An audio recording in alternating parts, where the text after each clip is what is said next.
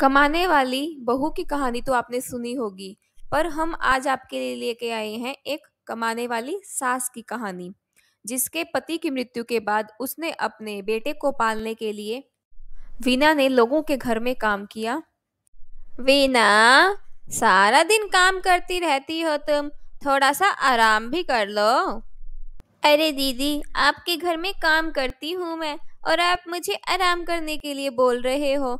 नहीं नहीं नहीं, बाद में ही कर लूंगी मैं आराम, पहले काम खत्म कर देती हूँ।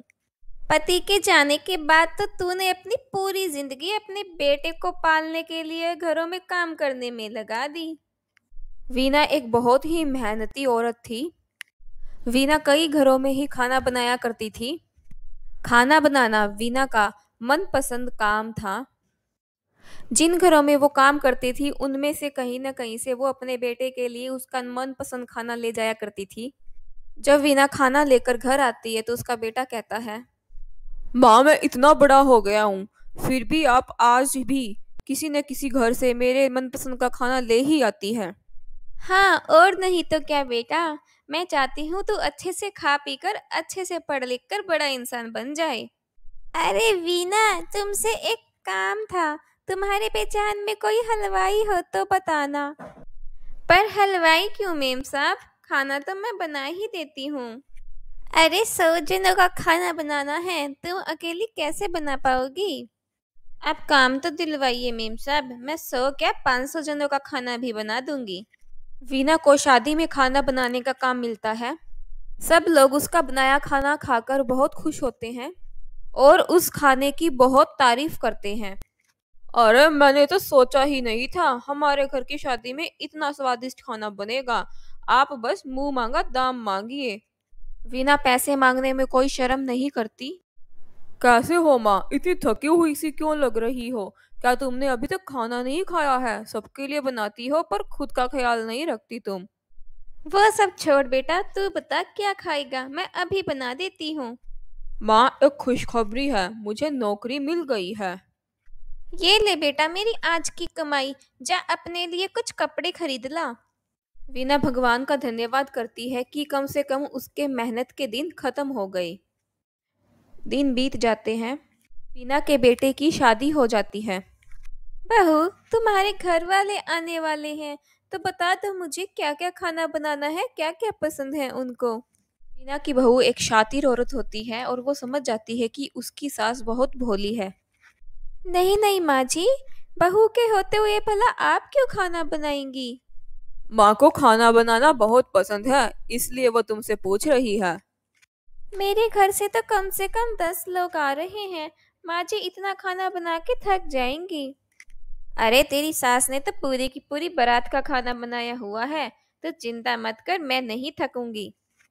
अच्छा माँ जी, वो क्या है ना, मेरे ऑफिस से भी 10-12 लोग आ रहे हैं, तो आप उनके लिए भी साथ में ही खाना बना देना, फिर मैं आपके पैरों में तेल लगा दूंगी।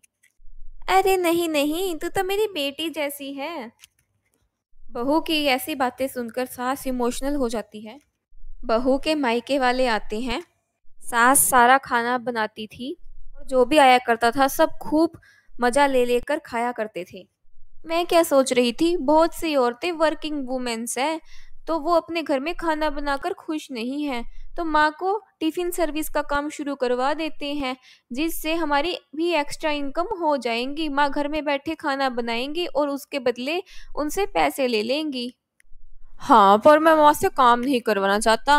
वो क्या है ना, पहले ही माँ ने बहुत लोगों के घर में काम किया है, तो अब बस उनकी आराम करने की उम्र है। कैसे बात कर रहे हो? अरे मतलब उम्र तो कुछ भी नहीं है अभी उनकी। देखो कैसे उस दिन 25 लोगों का उन्होंने भाग भाग के खाना बना दिया था। हाँ वो तो है, लेकिन लेकिन वेकिन छोड़िए आप। मेरे ही ऑफिस में 20 लोग हैं जिनको माँ के हाथ का खाना बहुत पसंद है, और वैसे भी माँ को कहीं जाना थोड़ी है, बस घर में बनाए और गेट तक ही तो पकड़ाना है, गेट से वो अपने आप ले जाएंगे। अच्छा ठीक है, देख लो तुम। बहू सास के पास जाती है और उनको मीठी मीठी बातों में फंसाने की कोशिश करती है। माँ जी, आपके खाने के तो लोग दीवाने हो गए हैं, क्यों ना आप टिफिन सप्लाई का काम शुरू कर देती, और वैसे भी ये तो पुण्य का ही काम है ना, लोगों को घर का स्वच्छ खाना खाने को मिलेगा और आप ऐसे 5,000 रुपये कमा सकते हैं दिन की, यानी कि महीने के कम से कम 1.5 लाख रुपए। अब आप देख लीजिए माँ जी। वह सब तो ठीक है, पर कौन मानेगा मेरे हाथ का खाना खाने के लिए। सास बेचारी शरीफ थी, उसे क्या पता था कि उसकी चालाक बहू पहले से ही अपने ऑफिस में ग्राहक बना के बैठी है। वो सब आप मुझ पे छोड़ दीजिए माँ जी, मैं अपने आप देख लूंगी। बेचारी सास बहू की चिकनी चुपड़ी बातों में आ जाती है और उसकी बातों में फंस जाती है। इतने वर्षों की मेहनत के बाद फिर से वो काम में लग जाती है और सारा दिन खाना बनाया करती थी। शाम को फिर से अगले टिफिन के काम में लग जाया करती थी। अरे वाह यार, क्या खाना बनाती है तुम्हारी सास। ये लो खाने के पैसे, मैंने बाकी सबसे भी कलेक्ट कर लिए हैं। बस तुम ये खाना मत बंद करना। बहू वो सब पैसे लेकर अपने पति के पास जाती है। ये देखिए आज की कमाई, इतने सारे नोट, हम तो अब अमीर हो जाएंगे। हाँ, पर ये सब पैसा तुम माँ को दे दो, उन्हीं का हक है। जब हमें जरूरत होगी हम उनसे ले लेंगे। क्यों दे दूं माँ को ये सब पैसे? और वैसे भी ग्राहक तो मैं ही लेके आई थी ना, ये सब काम की योजना तो मैंने ही बनाई थी ना। और वैसे भी हम इन पैसों से घूमेंगे फिरेंगे, गाड़ी लेंगे और एक घर भी तो बनाना है ना। पति को पत्नी की बात सही लगती है।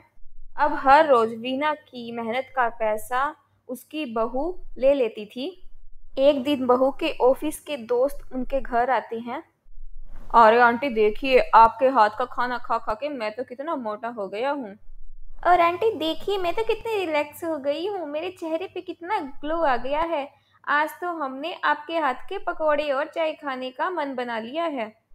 अरे बिल्कुल बिल्कुल बेटा, तुम लोग बैठो, मैं तुम्हारे लिए चाय और पकोड़े बना कर ले आती हूँ।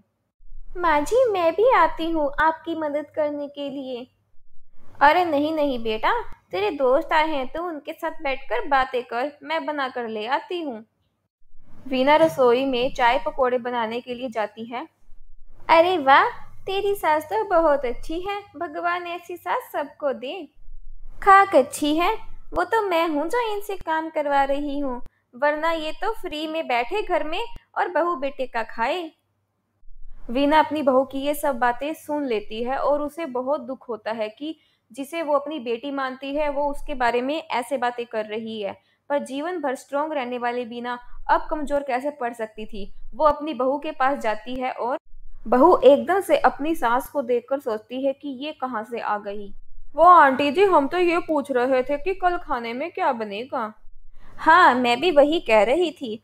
हर रोज खाना बनाने के लिए सामान भी लाना पड़ता है, तो जिसके लिए मैं नहीं चाहती मैं किसी से पैसे मांगकर अपना काम करूं। तो 1 हफ्ता हो गया है मुझे तुम्हें खाना देते हुए, तुम्हें खाना पसंद भी आ रहा है, तो मैं चाहती हूँ तुम पैसे भी दे दो मुझे टाइम से। तो बहू कल सबसे पैसे इकट्ठे करके ले आना। और वैसे भी बहू को भी तो मैं खाना देती हूँ, ये घर की है इसलिए मैं इसे पैसे नहीं लेती और फ्री में पाल रही हूँ इसे। तो मैं नहीं चाहती कि अब ऐसा और हो।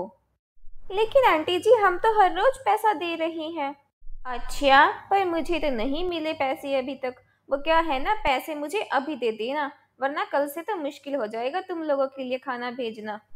नहीं नहीं आंटी जी, ऐसा मत करना, हम अभी आपको 1 हफ्ते के पैसे दे देते हैं और बाकी हिसाब तो हम आपकी बहू से कर लेंगे, क्योंकि यही हमारा सारा पैसा खा के बैठी है।